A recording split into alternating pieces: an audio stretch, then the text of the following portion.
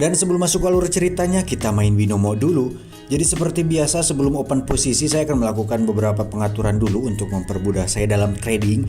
Yang pertama saya akan atur dulu tipe grafiknya dan di sini saya pilih yang tipe lilin. Kenapa? Karena informasi yang diberikan oleh grafik ini sudah sangat lengkap sekali, jadi akan lebih mudah dalam membaca gerakan pasarnya. Kemudian selanjutnya saya biasa mengatur time frame-nya ke 15 detik. Kenapa? Karena biar lebih nyaman dalam open posisi, bro. Terakhir kita akan atur indikatornya. Ini karena bisa mempermudah saya dalam membaca pasar apakah akan naik atau turun.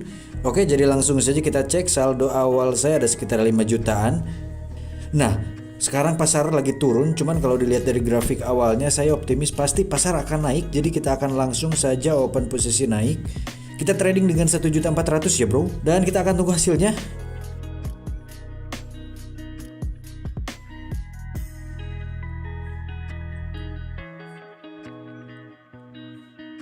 Oke, mantap sekali.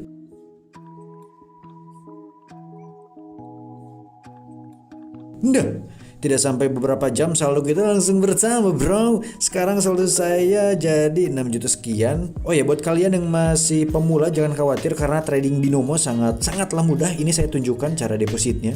Nah, udah muncul nih. Tuh kan ada beberapa metode pembayaran yang sudah binomo sediakan. Kemudian saya akan pilih virtual akun dan di sini juga tersedia beragam harga sesuai dengan dompet kalian. Mulai dari 140.000 sampai puluhan juta rupiah pun sudah ada. Oh ya, satu lagi buat kalian yang baru mulai jangan khawatir. Jadi binomo akan ngasih akun real dan akun demo. Ini bisa dilihat dari akun real dan akun demo saya. Tuh kan saldonya sudah sampai 20 jutaan. Nih akun real saya, saldonya sudah 6 jutaan. Ya mantap lah. Tuh, apalagi coba? Buruan download binomo, linknya ada di deskripsi, jadi buruan, cerot. Cerita dibuka saat seorang gadis sedang bermusik ria sambil mengendarai mobilnya di jalan lereng pegunungan 16 mil utara Los Angeles. Dan tiba-tiba terjadilah gempa berkekuatan tinggi yang mengakibatkan mobilnya hilang kendali, kemudian terhempas ke tepi jurang. Beruntung bebatuan terjal telah menghentikan jatuh mobil tersebut dan tersangkut di atas ketinggian dinding yang sangat curam. Selang beberapa saat kemudian datanglah helikopter tim penyelamat di bawah pimpinan Kapten Raymond. Lokasi TKP yang sangat sulit dijangkau tak menghalangi tekad tim untuk menyelamatkan gadis tersebut, sekalipun taruhannya pesawat mereka bisa saja terseret jatuh ke dasar jurang bersama mobilnya.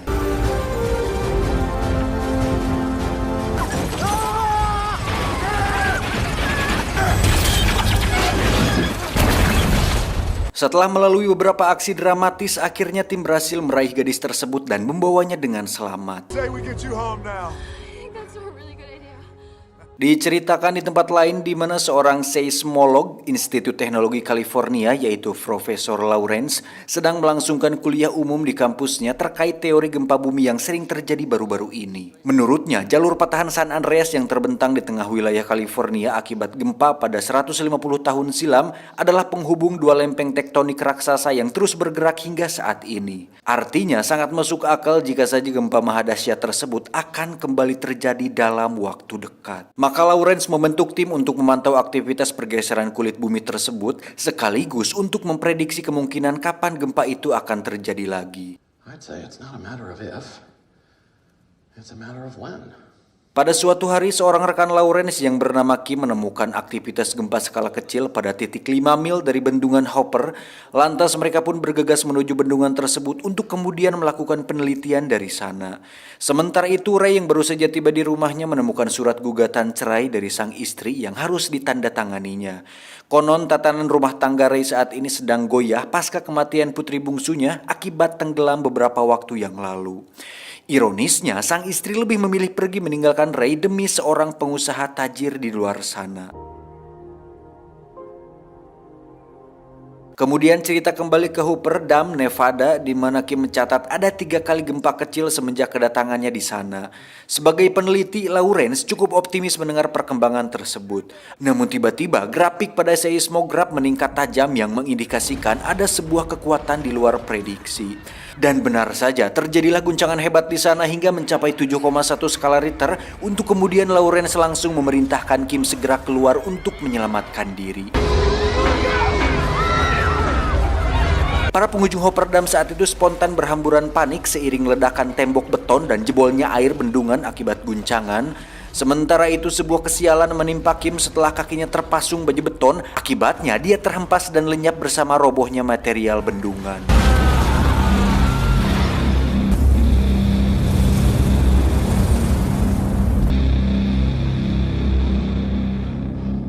Di sisi lain, Omon menerima telegram dari rekan steamnya terkait kejadian tersebut.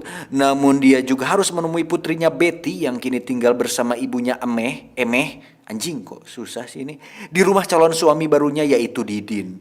Dengan tegar Omon meninggalkan Emeh di sana sambil bilang, jangan khawatir, pasti ku tanda tangani surat cerainya. Hey, if you I'll want get them. those papers signed for you too. Singkat cerita, Omon sudah berada di pangkalan dan sudah bersiap menjalankan misi penyelamatan korban gempa Nevada. What time we head now? 14:30. You guys are prepping to gear now. Di saat yang bersamaan, Didin bersama Betty terbang menuju San Francisco untuk mengunjungi gedung apartemen miliknya. Saat menunggu di ruang lobi, Betty berkenalan dengan Ben, seorang engineer asal Inggris yang sedang melamar kerja di sana. Hingga saat Ben dipanggil, Oli adiknya Ben menjelaskan rencana berlibur setelah kakaknya diterima kerja. He and I should take a holiday here in the city after his interview. Awesome. Sementara itu, Lawrence kembali dibuat khawatir atas laporan rekannya tentang progres kenaikan getaran di wilayah San Francisco yang berpotensi gempa 80 kali lebih dahsyat dari kemarin. Who should we call? Everybody. Sedangkan di Los Angeles, Emeh bersama sahabatnya sedang berada di lantai atas gedung restoran untuk sekedar temu kangen sekalian makan siang bersama. Di saat Omon meneleponnya, tiba-tiba guncangan hebat terjadi berpadu dengan jeritan para pengunjung restoran yang tengah berhamburan panik. Omon pun menyuruh Emeh pergi ke atap gedung karena dia akan segera menjemputnya di sana. Tingginya skala gempa membuat semua warga Amerika turut merasakan dampaknya, sementara Lawrence memperkirakan guncangan akan terus meningkat secara signifikan. Termasuk Didin dan Betty yang sedang di San Francisco ikut terkena dampak guncangan tersebut. Meskipun sempat mau menyelamatkan diri, namun dengan cepat gempa mengoyak gedung apartemennya sehingga mobil mereka terperosok ke ruang basement lalu tertimpa reruntuhan. Akibatnya Betty terjebak di mobil dalam keadaan tak berdaya. Entah apa yang ada di pikiran Didin saat itu ketika situasi kritis tengah menimpa Betty, dia justru malah meninggalkannya begitu saja. Beruntung Ben mengetahui hal itu, lantas dia menuju ruang parkir untuk menyelamatkan Betty. Di sisi lain, Omon menyaksikan langsung kengerian tersebut dari atas pesawatnya sambil membayangkan nasib Emeh yang tengah berada pada situasi sangat buruk di mana hanya keajaibanlah yang bisa mengeluarkannya dari sana. Inilah yang memperkuat tekad Omon untuk menyelamatkan sang istri tanpa menoleh dari sisi buriknya belakangan ini yang cukup musingkeun.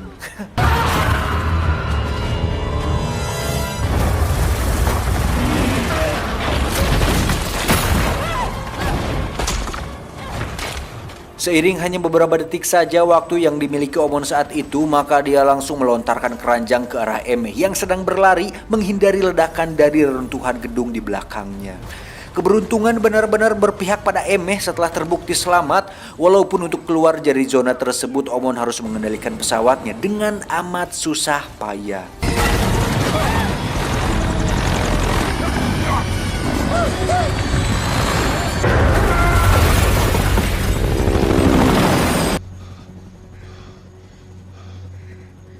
Belum reda ketegangan barusan, mereka kembali harus menemukan Betty yang sedang sangat membutuhkan pertolongan. Sayangnya, mereka sama sekali tak mengetahui titik lokasi keberadaannya. We're going to get our daughter. Cerita pun menuju ruang basement di mana Betty masih terjebak di sana hingga pada saatnya Ben dan Oli menemukannya. Dengan susah payah mereka pun akhirnya berhasil membawa Betty ke tempat lebih aman.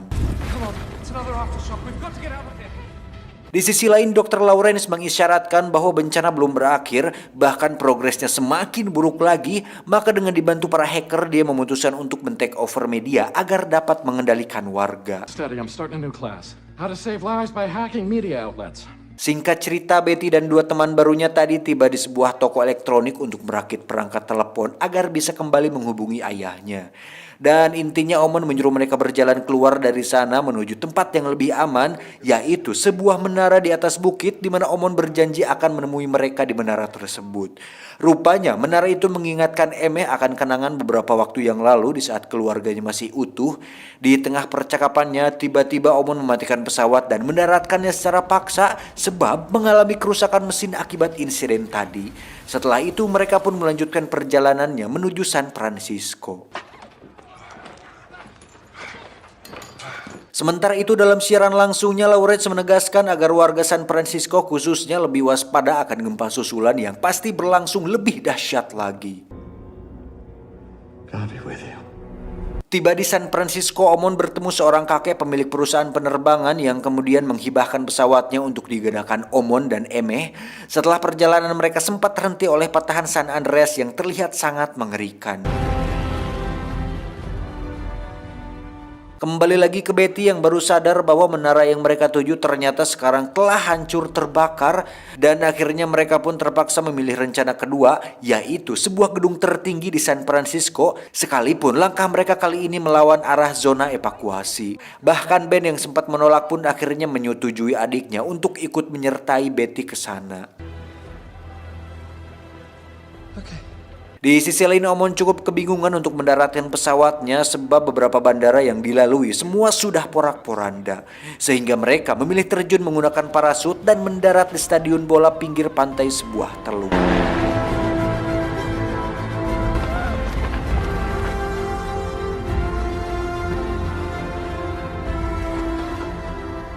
Pas di waktu bersamaan gempa susulan kembali berlangsung lebih dahsyat, bahkan alarm berdengung di setiap penjuru kota pertanda akan terjadi tsunami.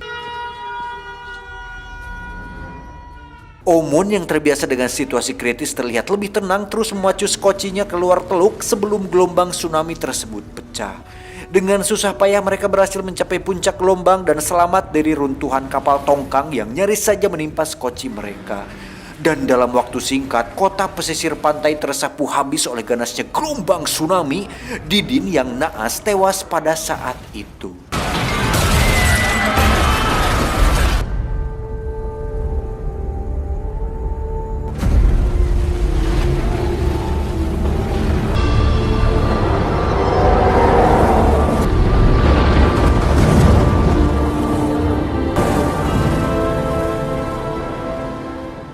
Sementara itu, Betty sudah berada di ketinggian salah satu gedung di pusat kota sambil merawat luka paha yang dialami Ben.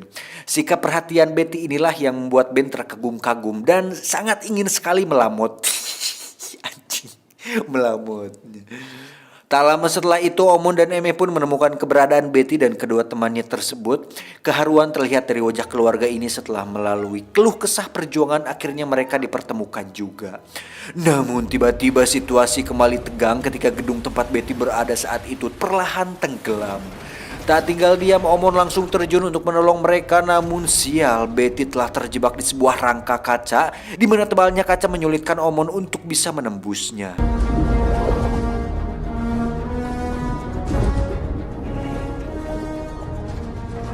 Hingga saat Betty kehabisan oksigen dan tak bisa bernapas lagi, Omon benar-benar panik saat itu. Lalu dengan segenap ototnya dia pun berhasil membobol pintunya dan menggendong Betty ke tempat aman.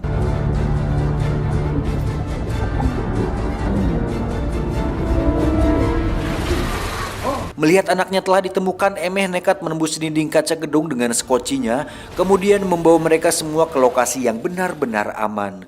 Kecemasan menghinggapi semua yang ada di sana menyaksikan kondisi Betty yang masih terbujur kaku, namun Omon tak mau menyerah dan terus berusaha menyadarkan Betty apapun caranya. Maka doa-doa pun dipanjatkan sambil terus mencoba hingga akhirnya Betty pun mulai siuman. Dengan mata berkaca penuh haru, Betty memandangi kebersamaan orang tuanya kembali di sisinya, ditambah lagi dengan kehadiran sosok pengagum dirinya, yaitu Ben tanpa Ten. Singkat cerita, rentetan gempa sudah berangsur reda. Pemerintah menilai jumlah korban jiwa yang sangat minim jika dibandingkan kerusakan infrastruktur. Ini akibat dari peran aktif para ahli setempat yang melakukan pantauan dan himbauan sejak dini. Dr. Lawrence sendiri merasa lega dengan perannya bersama tim sejauh ini yang bisa dibilang cukup berhasil dengan telah menyelamatkan banyak nyawa di sana. Dan saat ini kota Francisco khususnya sedang dilakukan pemulihan total karena upaya ini diperkirakan hari ini rampung dan jangan khawatir, besok pasti digoyang lagi. Tamat ending yang sangat menggoyangkan.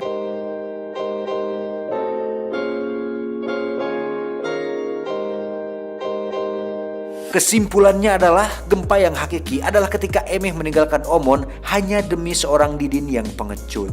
Saya John beserta tim mengucapkan terima kasih dan adios. Ikan burayak Hooperdam. Monyet.